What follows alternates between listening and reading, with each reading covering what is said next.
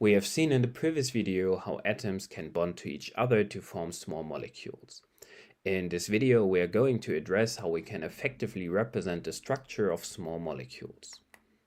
One way to represent molecules is visually using a graph structure.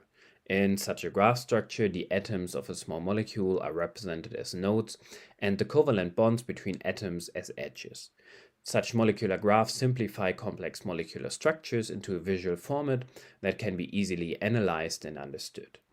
Here you can see an example of such a graph structure for the molecule catechol that consists of 6 carbon atoms, 6 hydrogen atoms, and 2 oxygen atoms. If you might not be able to find all carbon and hydrogen atoms, the following rules hopefully help you. Each node in this graph represents an atom that are typically represented by their atom symbol. For example, in the top left corner, you can see atoms represented by O and H, which represent oxygen and hydrogen atoms. The only exception to this rule is that sometimes carbon atoms do not have the atom symbol C. So if you see nodes without a symbol, you know that you have carbon atoms in these places. In our case, we can find 6 such nodes without a label, which are all the carbon atoms that are present in the molecule. Then we have edges that represent the bonds between atoms, where the number of lines indicate the type of bond between two atoms. A single line indicates a single bond, whereas 2 parallel lines, such as in our example, indicate double bonds. And triple bonds would be represented by 3 parallel lines. You still might wonder why we only see 2 instead of 6 hydrogen atoms in the molecular graph. The reason is that hydrogen atoms that are attached to carbon atoms are typically not shown. The reason for that is that we can assume that each carbon atom is bound to enough hydrogen atoms to fill their outer electron shells. Since we know that carbon needs 4 additional electrons to fill its outer electron shell, we know that if we see less than 4 bonds to a carbon atom, we know that it is also bound to hydrogen atoms. For example, for all the carbon atoms in the ring, we see that they have 3 bonds, a single bond and a double bond to carbon atoms, which means that these carbon atoms have 1 additional single bond to a hydrogen atom. The carbon atoms that are bonded to the oxygen atoms have already 4 bonds and thus do not bind to any hydrogen atoms.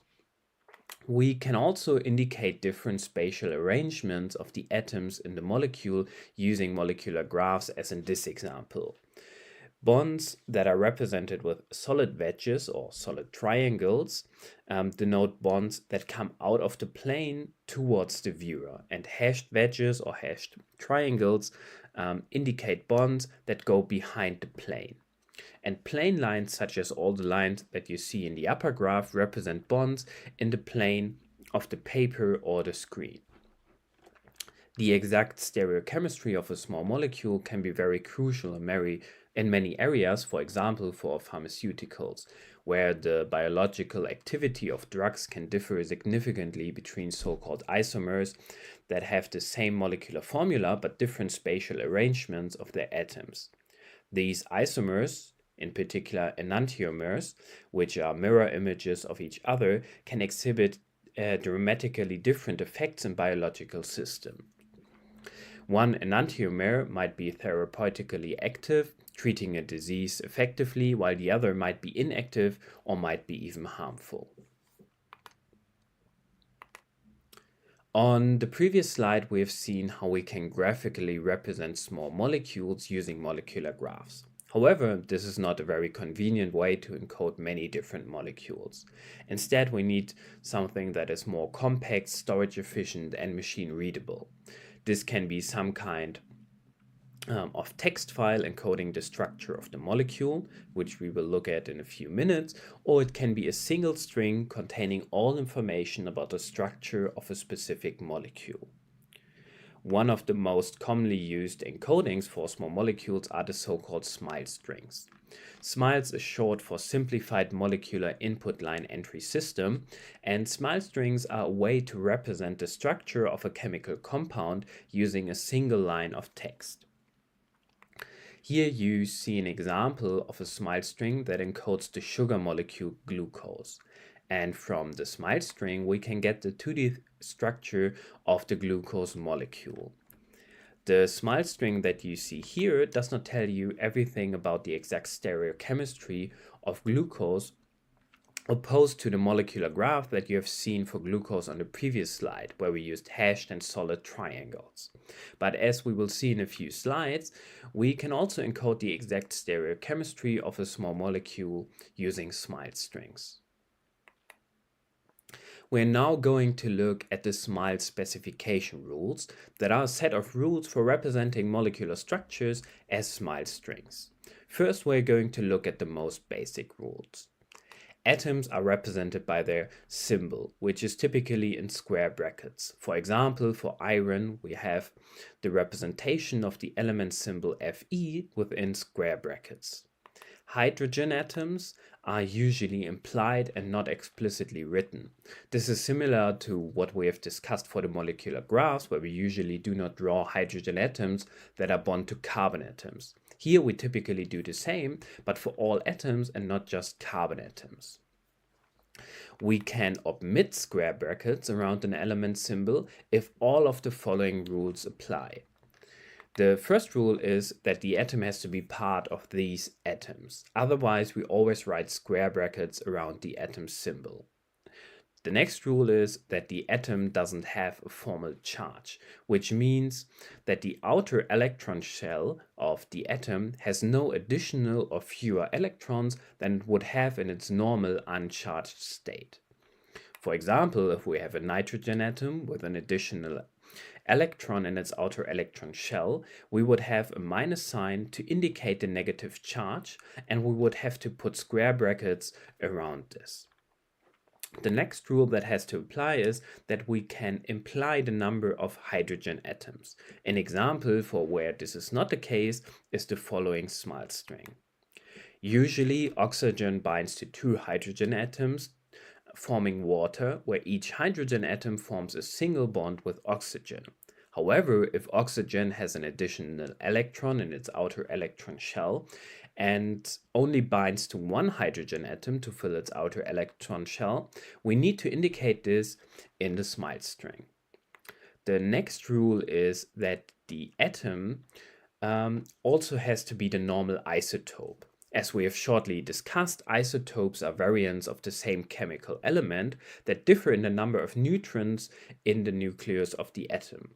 If we have an atom present as the most common isotype, we might omit the square brackets. For example, the most common isotype of carbon has 6 neutrons and 6 protons in its nucleus with a mass number of 12, where the mass number is the sum of neutrons and protons. However, if we have a carbon isotope with 7 neutrons, we need to indicate this by using square brackets and writing the mass number in front of it. And the last rule that has to apply so we can omit the square brackets around an atom is that the atom is not a chiral center. The definition of a chiral center is the following. An atom is the chiral center or stereocenter in a molecule if the atom is attached to 4 different groups, for example, to 4 different atoms, and where the mirror image of this molecule is not superimposable. This means we cannot rotate or move the mirror image in such a way that we get the identical molecule. This means that the order in which the groups are attached to this atom matter. In this image, you can see an example for a chiral center, which is the carbon atom in the middle of the molecule. And you can see that 4 different atoms or atom types are attached to this carbon atom. If we take the mirror image, which you can see in this image, you can imagine that you cannot rotate or move the mirror image such that it is identical to the left molecule. This means, depending on in which order the 4 groups are attached to the chiral center, we get a different molecule. We will see in a few minutes how we can specify the order of the attached groups using SMILE strings. But if our atom is not such a chiral center and all the other rules above apply, we can omit the square brackets and simply represent the atom by its element symbol. We're now looking at how we can represent bonds in smile strings. Single bonds are not explicitly represented unless necessary. If necessary, they are represented by a single dash. For example, in ethanol, we have a single bond between the two carbon atoms, and we have a single bond between the carbon and the oxygen atom. But we do not explicitly write those single bonds, but instead the element symbols of the atoms that are bound to each other are simply written next to each other in the smile string. And we can also see that following the rules from the previous slide, we don't explicitly write the hydrogen atoms that can be implied. Double and triple bonds are represented by an equal sign and by a hashtag. We have seen earlier that two oxygen atoms can form a double bond, which we can write as O equal O. And we have seen that, for example, two nitrogen atoms can form a triple bond, which we would write as N hashtag N. If we have a branch in a molecule, we can encode this using parentheses. For example, we can have this smile string with parentheses. When comparing the smile string to a molecular graph, we need to consider that we can start to write down the smile string by starting from any atom in the molecule. Here, the first C in the smile string refers to the carbon atom on the very left in the molecular graph. We see that this carbon atom has a single bond to another carbon atom, and the second carbon atom is connected via a branch and a double bond to a nitrogen atom, and with the other arm of the branch and via a single bond to another carbon atom. Thus, we see that what is inside the parentheses is part of the first branch, and what is coming after the parentheses is part of the second branch. If we need to specify more than two branches that start from a single atom, we use parentheses multiple times, such as in this example. Here, if we start to write down the smile string from the carbon atom in the middle, which has bonds to three different atoms, and we can represent this by using the parentheses twice.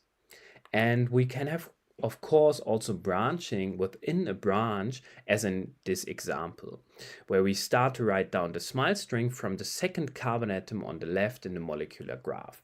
Here we use the parentheses within the parentheses to indicate that we have a branch within the first branch. Now we want to look at ring and cyclic structures. Rings are indicated by using numbers to represent the connection points. The same number is used for both ends of the ring. For example, in the smile string that you see here, we have 5 carbon atoms connected by single bonds, and then an oxygen atom followed by the digit 1, indicating that this oxygen atom is also connected to the first carbon atom that is followed by a 1. Of course, we can also specify double bonds in such a ring structure as in this example.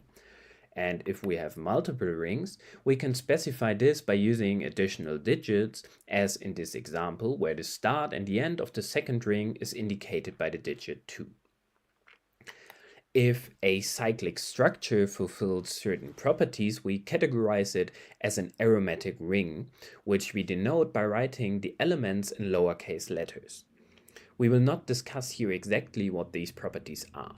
All we need to know is, for now, that an aromatic ring implies the presence of alternating single and double bonds, and hence we do not need to write the type of bonds in an aromatic ring. An example is benzene, represented by all lowercase letters C. In contrast, in non-aromatic rings, we explicitly write down the type of bonds connecting the atoms of the ring, as we have seen above. A few slides ago, we have seen that if we have an atom that is a chiral center or stereocenter, we have a molecule that is not identical to its mirror image. This means we need to specify the arrangements of the 4 bonds that are attached to the chiral center, and we can do this by using the signs add and double add. We need to follow 3 small rules to get the arrangements of the 4 bonds. First, we consider the order in which the bonds appear in the smile string from left to right. Next, we need to imagine we are looking in the direction of the chiral center from the perspective of the first bond that we identified in the step above. Then the other bonds that we already identified are attached anti-clockwise if we use a single @ sign, or clockwise if we use a double @ sign. Let us look at an example. Here we have a central carbon atom attached to 4 other atoms. First, we need to find the 4 bonds in the order in which they appear in the SMILES string. We see that we have a nitrogen atom with a single bond. Then we see the central carbon atom has a bond to a hydrogen atom. For this carbon atom, we need to notice 2 things. First, since it's a chiral center, we need to add square brackets around it.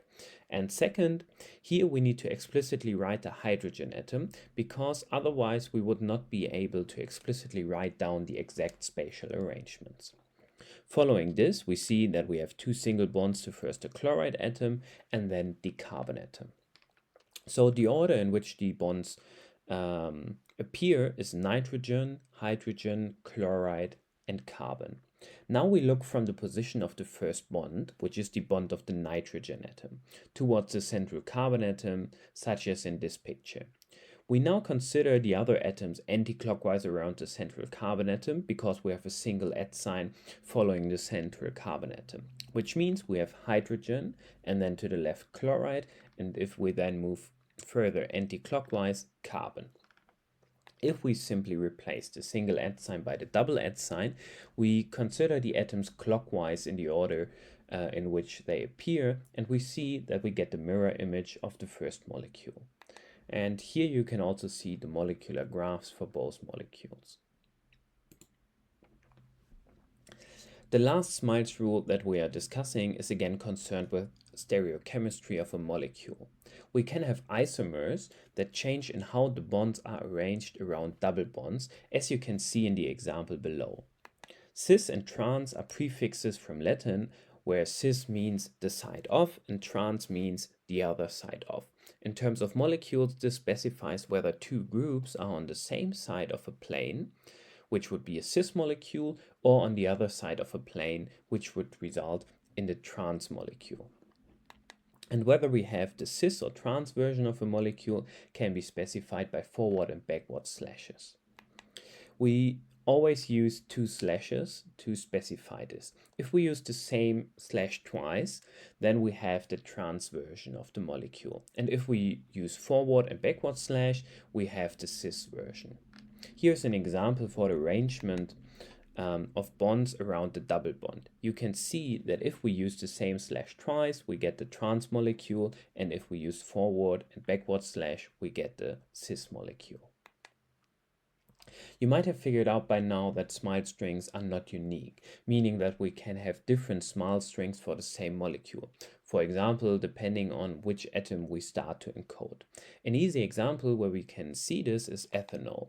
We can start to encode a carbon atom first or the oxygen first, but both SMILES strings represent the same molecule. If we want to have a unique SMILES string for a molecule, we can use canonical SMILES, which is a set of rules and algorithms that ensure that the same molecule is always represented by the same SMILES string. However, we're not going to discuss those rules. In this course, we will mostly use SMILES string to describe the molecular structure of small molecules. However, I want to shortly mention 2 alternative methods that you might come across. The first one is Inchy strings. It is similar to SMILES strings in the sense that it can describe the molecular structure of a compound using one single string. The second alternative is the mole file format, which saves in a text file information about the position of all atoms and about their bonds. In this example, you see the mole file of carbon dioxide, a carbon atom connected to 2 oxygen atoms via double bonds. You can see the coordinates of the 3 atoms in the upper part and the bonds in the lower part. You see that atom 1, the carbon atom, is connected to atom 2, an oxygen atom, via a double bond. And you can see in the next line that atom 1 is connected to atom 3, the other oxygen atom, also via a double bond.